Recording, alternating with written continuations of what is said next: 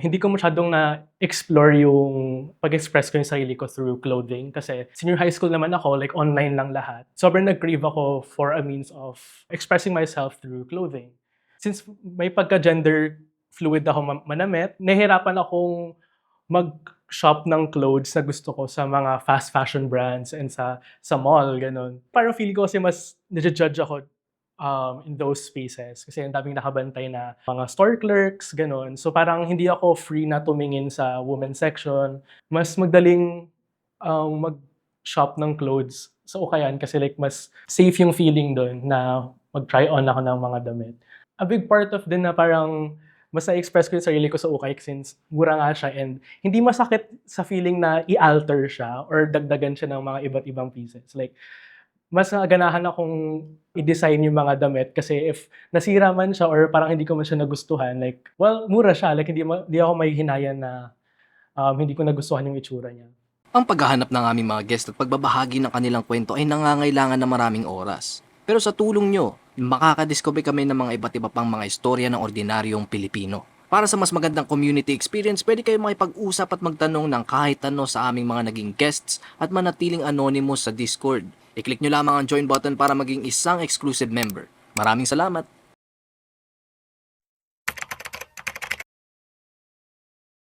Hi, my name is Gilbert Escorial. I am a multimedia arts graduate, a drag artist, and an ukay-ukay consumer. Sabi niyo po na kayo po isang ukay-ukay consumer po 'no. Baka puwede niyo po ma-describe po sa'min kung kailan or ano po yung turning point na mas naging interested po kayo sa pag-consume ng mga ukay-ukay items? Alright, ano siya, time siya around nung patapos na yung pandemic, like medyo nag-lift na yung mga, um, pandemic protocols nun. And during that time kasi, senior high school student ako, transitioning to, a college student. And during those times, hindi ko masyadong na-explore yung pag-express ko yung sarili ko through clothing kasi siyempre nung elementary, like uniform ka lang and maraming restrictions sa suot mo. And nung senior high school naman ako, like online lang lahat. And sobrang nag-crave ako for a means of, ayun, expressing myself through clothing. And dun ko natagpuan yung sa ukay-ukay, yung umukay rather. Madami kasing ukayan malapit sa amin sa Laguna and like walking distance lang siya. So, yun yung first instinct ko is maghanap ng damit doon. And since ayun nga, since may pagka-gender fluid ako manamit, like mas nahihirapan akong mag-shop ng clothes na gusto ko sa mga fast fashion brands and sa mall, gano'n. Kasi parang may paano ba, like parang feeling ko kasi mas naju-judge ako, in those spaces kasi ang daming nakabantay na, mga store clerks, gano'n. So parang hindi ako free na tumingin sa women's section and ayun, parang hindi lang siyang safe space para sa'kin.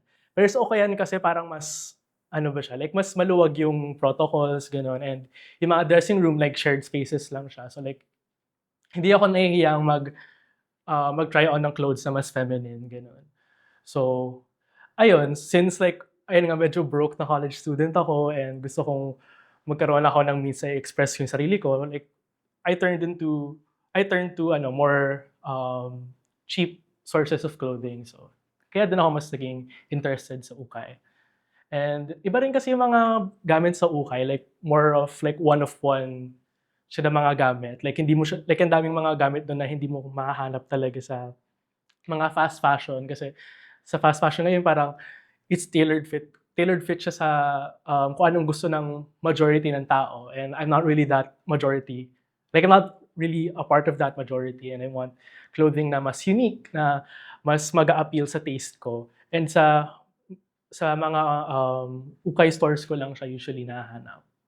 So, ibig sabihin yung pag-uukay pala 'no, parang naging lifestyle choice din siya Yeah. kasi it fits your uniqueness nga dun and taste tsaka style mo din Mm. when it comes to like fashion items, clothing items. And at the same time, nasabi mo kanina na naging safe space din Yeah. siya sa'yo kasi parang you are free to choose kung ano talaga yung gusto mong damit na without Mm. judgment 'no.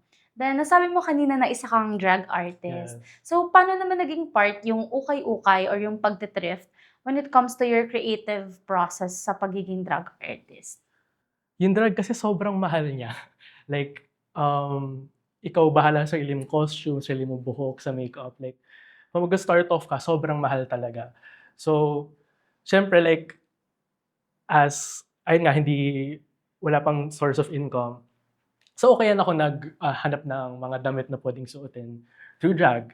I remember yung pinaka-first drag outfit ko, it was, like layered siya na skirts na iba-iba. And, like mga gamit lang talaga sa ukay na pinagpatong-patong ko and ginawa ko siyang, parang gown na mahaba. And, ayun, sa ukay talaga ako umasaw nag-start ako mag-drag kasi ayun nga, mura siya and mas madaling mag-shop ng clothes sa ukayan kasi like mas safe yung feeling dun na mag-try on ako ng mga damit. Naalala ko yung pinaka-first na naukay kong piece ng damit was a wrap around na skirt. And nakita ko lang siya sa sahig ng ukayan and parang since nandun siya, tapos tinry ko sa sarili ko. Parang sabi ko, okay, parang bet ko to. And ayun, yun yung pinakaunang piece of clothing na naukay ko. Kapag namimili ka sa mga ukay stores, mga thrift stores, parang ano yung usual mo na parang standard na, pwede to pang drag, pang performance, ganyan. Kasi parang minsan ba pag pumupunta ka sa iba't ibang mga ukay-ukay stores, nagsisik ka din ba ng inspiration na parang may nakita kang one piece of clothing, then naging inspiration siya for you and your performance or yung drag outfit mo? Usually kasi pag nag-conceptualize ako ng drag performance, like medyo pinupulido ko na siya bago ako maghanap ng damit for it. Pero may mga moments din na pag may nahanap akong piece, parang dun ko siya nare-revolve around yung drag ko since, parang mas nag-resonate siya sa akin. So, going back to my first time in drag, yung pinakauna kong damit na nasuot doon was layered siya na skirt. And meron akong skirt na naukay na like paslant siya, like asymmetrical siya na skirt na pula. And parang doon ko na base around yung buong outfit. So, since asymmetrical siyang skirt, tinry ko magpatong pa ng iba't ibang damit over it para mas magmukhang interesting yung silhouette niya. And yeah, one more notable na suot ko in drag na naukay ko was mga thrifted siya na fabrics at mga bed sheets. So, yun naisip ko kasi yung concept for that look was fabric siya na sunog-sunog. Like, mga layered siya na iba't ibang white fabric. And lahat ng nagamit ko para sa costume na yun was naukay ko lang din. And yung fabric na it costed me like 60 pesos lang and super dami niya ng puting fabric. Kaya, ayun, super, like sustainable and easy means of materials and resources talaga yung mga ukay. Pero was there a phase in your life na nagko-consume ka rin talaga regularly ng mga clothes na nakikita natin sa mga, alam nating mga fast fashion brands or like shopping brands? Up until now, naman ako, nag-shop ako sa mga fast fashion brands, lalo na sa Uniqlo, sa Muji, gano'n. Kasi, paano ba, like madali siyang suotin on like days na I just feel like wearing like standard or like normal looking clothes. And you can't really beat sometimes yung quality that you get from fast fashion brands. Pero like yung mga nauukay ko, yung mga nabibili ko sa mga brands na yun, like super basic lang talaga. And it's more of I shop sa mga stores na yun for a means of hindi ko man nabibili kong mga gamit, like more of for comfort lang and for for comfort. Pero these pieces, ito yung mga nagagamit mo naman siya in a longer run, yung mga damit na nabibili mo sa mga malls. Yes, I believe maayos naman yung quality. Depende sa mga stores na nabibilan ko. Pero like, ang dami ko ring nauukay na pieces na super tagal kong nagagamit. Like yung pinakagamit kong sapatos ngayon is from ukay. Pinakagamit ko na pantalon ngayon is naukay ko din. So, even though parang second hand na mga gamit yung nakukuha ko sa mga ukayan, like, I could say na madami pa rin nakukuha na parang yung quality nila, it still lasts really long. Ganun. Yes, kasi meron kasi mga argument din ngayon na nakikita natin sa social media na kaya din daw maraming mga tao na mas nag-rely na lang sila sa ukay-ukay kasi dahil nga yung mga fast fashion brands na kilala natin ngayon, mas nagki-cater na sila sa mga micro trends which alam naman natin mabilis mawala, mabilis magbago. Like every month parang may new collection yung mga fast fashion brands. So yung ibang mga tao mas gusto na lang na sa ukay-ukay kasi parang there's an argument na nagsasabi na nag-deplete na rin yung quality ng mga clothes from the malls and fast fashion brands kasi nga mas focus na sila dun sa mass-produced dahil hinahabol nila yung certain trend. So ngayon, yung ibang mga tao na since hindi din naman pala nila mahanap yung certain quality sa mga malls, so why not find it sa ukay-ukay kasi mas mura pa. So nasabi mo naman kanina na may mga quality pieces ka talaga na nahahanap sa ukay-ukay. So, parang ito yung sinasabi nila na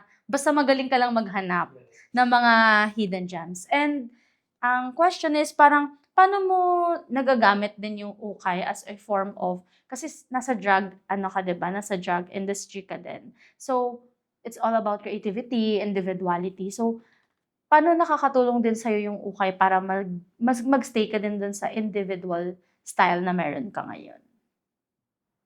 I guess it helps na mas mura yung mga clothes ng pambabae sa ukay.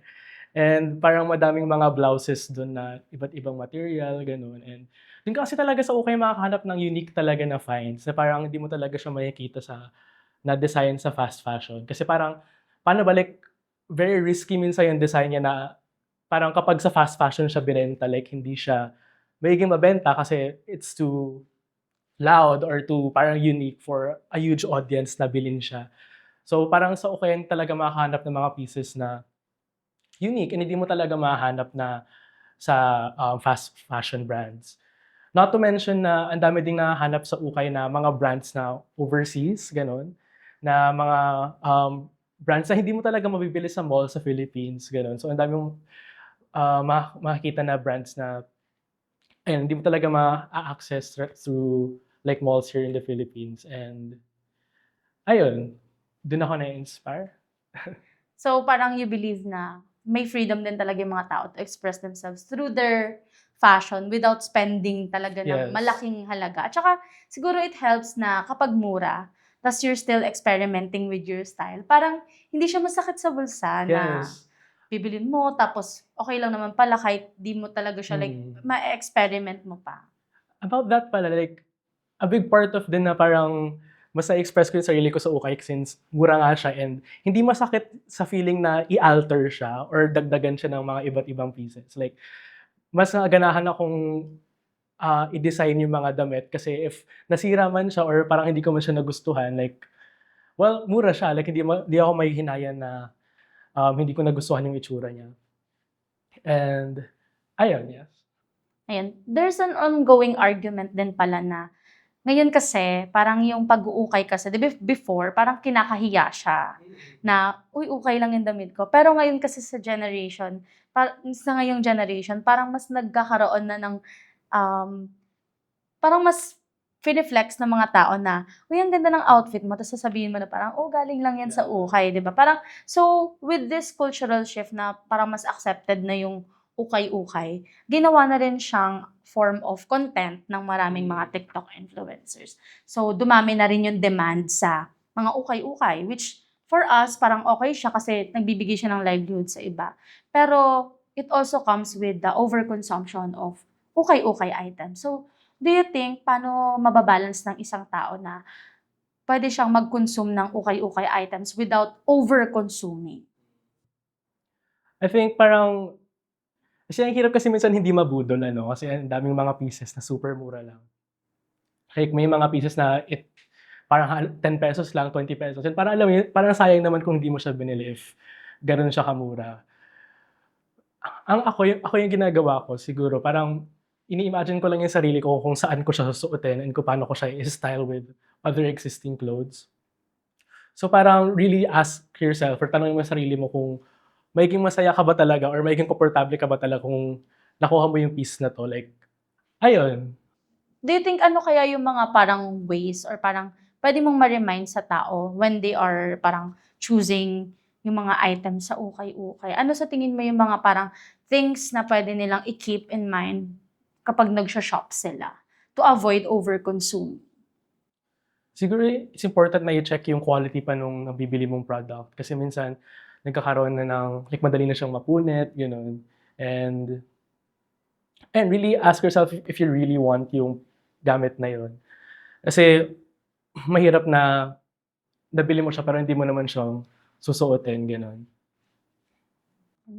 Marami kasi mga tao ngayon na talagang dahil nga wala talaga silang means to afford yung mga sobrang mahal sa mga malls, yan sa mga fast fashion brands, yung iba talagang nagre-resort na lang sila sa pagbili ng ukay-ukay because they really need it. Or kaya talagang yun yung way nila para ma-afford nila yung sense of style na gusto nila, yung aesthetic na gusto nila. Then, merong ongoing argument na sinasabi na yung ukay-ukay daw sa Pilipinas, kaya daw siya sobrang nag-boom or marami na daw ngayong mga thrift store kasi it's a product of the clothing waste problem ng ibang bansa. So parang ang tingin nila is ginagawa na lang tayong big landfill ng ibang bansa kung saan nila tinatapon yung mga damit na hindi na nagagamit. So, pwede namin i-ask kung ano yung stand mo when it comes to this argument na naniniwala ka ba na yung pagdami ng mga ukay-ukay stores and even items dito sa Pilipinas is a product of a clothing waste problem sa ibang bansa? I feel like possibly it really is. I mean, di ako super aware talaga sa process kung paano ba nai-import yung mga damit to mga second-hand clothes to the Philippines, ganun. Like, I feel like it should be regulated properly. Kasi lalo na ayun nga, tambak na tayo ng basura dito sa bansa natin. And it's really bad na ma-take advantage pa tayo ng ibang mga bansa para lang mabawasan yung waste nila. Although I feel like it also helps in a way na it gives people a means of business and a means of getting money and yeah. And it also helps us na parang nakakakuha tayo ng products nila na affordable. Pero ayun nga, it's really finding a proper balance and regulating yung may import na damit sa atin. On the other hand naman, doon naman tayo sa side ng mga nasa fast fashion industry, yan, sa mga mass-produced na mga damit. Do you think the accountability is more on the producers na nagpo-produce ng mga different types of clothes na based on microtrends? Or is it because of the consumers na talaga namang every time din naman na nagre-replenish ng panibago na namang trending na damit or clothing item is binibili din nila? I feel like it's a bit on both sides na may issues yung consumer and yung producer. Pero I think it's mostly on the producer side. Kasi once na-produce naman na yung damit, parang, and if hindi pumatok sa consumer, like, yung mga damit na to, like, sa landfill sa sila dumidiretso. And choice din kasi nila yun na mag-produce ng mga damit na would appeal to just short-term trends. I feel like it's their responsibility then to like produce just the right amount of clothes para hindi super dami na napoproduce to the point na hindi naman siya mabebenta, gano'n. Then on the side of the consumers naman, like what do you think is their accountability dun sa? I feel like it's them engaging in those micro trends din. Kasi minsan kasi if yung producer nga, like, napansin nila na mabenta yung mga micro trends na to and yung mga consumers bumibili sa kanila, di syempre produce sila ng mga gamit na mag-a-appeal sa micro trends na yun and magiging parang cycle na lang din siya. Pero, yeah.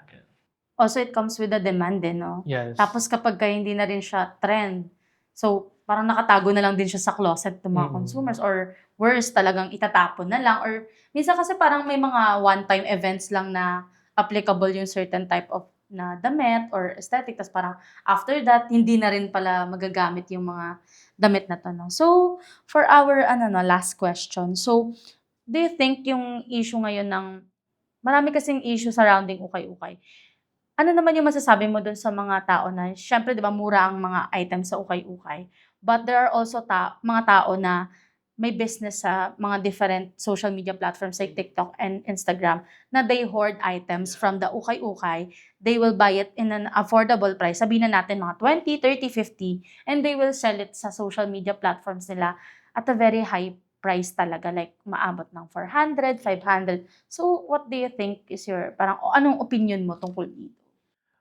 I feel like yung mga taong gano'n yung ginagawang means ng business, parang they beat the point of ukay in general. Kasi yung ukay dapat talaga affordable siya and it would not only appeal to those who can afford it, pero like sa masses na nangangailangan talaga ng damit na affordable. As much as parang it works for some people and it really allows them na magkaroon ng pera through those means, I don't think it's an ethical way of engaging in ukay culture. Kasi it also feels like they're taking away from the small businesses din na nagbebenta ng mga damit na yon. And parang they capitalize on may mga people na hindi comfortable enough na pumunta sa mga ukayan na yan. Kasi mainit sila, gano'n. So, yeah. I feel like there should be less na mga tao na gumagawa na yun. And I feel like it's just really not an ethical source of income for them. So do you think yung pagbili pa rin ba sa ukay-ukay is a good and wiser choice pa rin siya than to support fast fashion? Most definitely, I feel like. Pero it really depends on the kind of lifestyle the person has. I feel like as long as bibili ka ng damit sa fast fashion and yung bibilin mo lang is just what you need and gagamitin mo siya for long term, I feel like there's nothing wrong with it. Pero if you constantly engage in like fast fashion na bibili ka palagi and sandalin mo lang siyang susuotin, then that's the problem. I feel like it's really better to engage in ukay kasi I find it to be a more sustainable source of clothing. And yung mga damit na yun, it looks better on you than it does on the landfills. So, ayun, yes. Then for our last question, since nasabi mo na yung ukay-ukay is a great part of your self-expression, creativity, and at the same time, your individuality. So, ano naman yung mareremind mo sa mga kabataan din na gusto rin nila na magkaroon sila ng means of expressing themselves through their clothing without parang limiting, yung parang wala talaga sila masyadong paproblemahin when it comes to their budget? I feel like since mura nga ang source yung ng damit ng ukay, it's a great way for people to explore their style. Pero they should still like, syempre like watch their budget and really ask themselves is if there are, parang isusuotin ba talaga nila yung gamit na to? Yes. Ano po ba? I feel like you should not be scared with exploring with yourself since, ayun nga, yung ukayan, it's a safer space for us to get more clothes that we're more comfortable in wearing. But we should also, like be cautious of the budget that we're spending on these kind of stuff. And yeah. Maybe you can share din na kung paano din nakaka-help yung ukay-ukay para magkaroon din ng participation yung mga kabataan na hindi na sila mag-contribute pa dun sa landfill. oo. I feel like shopping sa ukayan, it's a great place to really be more brave about the things that you buy. Since mas mura nga to and yung mga gamit na to is, if hindi mo naman binili, mag-end up siya sa mga landfills, I think it's better that you use this as an opportunity and as a chance for you to explore yourself and find a means for you to express yourself through more sustainable ways and more affordable ways as well. Kung gusto nyo manood ng mga dokumentaryo galing sa mga interviews namin, huwag nyong kakalimutang i-check ang isa pa naming YouTube channel, Off the Record Beyond Borders. I-click nyo lang ang link sa description. Maraming salamat!